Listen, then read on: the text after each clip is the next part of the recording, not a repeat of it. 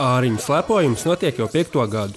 Kā stāsta pasākumu rīkotāji, katru gadu dalībnieku skaits kļūst arvien lielāks.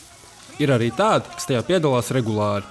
Turklāt, atšķirībā no citiem šādiem pasākumiem, āriņos tas ir bez maksas. Patiesībā ar katru gadu mums ir arvien vairāk un vairāk dalībnieku. Šogad arī ir tādi dalībnieki, kas pie mums vispār nav bijuši.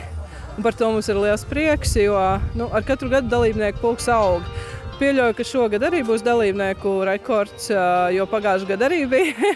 Jo šogad jau rakstot protokolu sapratu, ka būs vairāk dalībnieku kā pagājušajā gadā.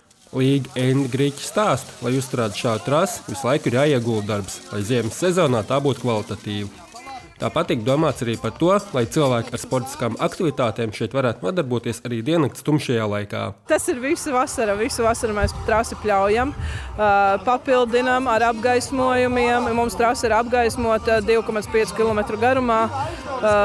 Ir doma arī pagarināt šo apgaismojumu apli un nepārtraukti viņa tiek pļauta, lai nav šie kurmi rakumi ziemā un lai šī trase ir tiešām kvalitatīva arī ziemā. To, ka trases kvalitāte ir pietiekami laba, apstiprina arī šī slēpojuma dalībnieks, kurš šeit startē jau vairākus gadus. 3. gads, gandrīz no sākuma. Visus skatos attīstās, visi cilvēki arvien vairāk un vairāk nāk. Sponsoru vairāk ir visu cieņu saimniekiem. Viņi ļoti lielas pūles ieliek trases uzturēšanā. Popularizācija notiek. Cilvēku ar katru gadu vairāk. Maleči. Es domāju, ka tikai attīstīsies. Savukārt šī pasākuma vadītājs un biatlona treneris Jēkabs Nākums neslēpj gandarījumu, ka pašu cilvēku iniciatīva vairāk gadu garumā ir izaugusi par kaut ko lielu. Brīnišķīgs notikums, jāsaka, jau vairāk gadu garumā āriņu slēpojums privātā teritorijā ar privātu iniciatīvu.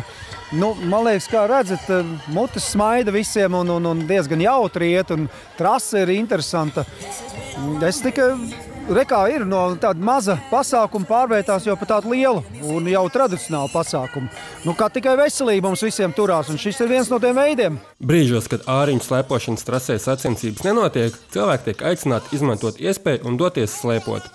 Nepieciešamības gadījumā ir pieejams viss iespējamais inventārs.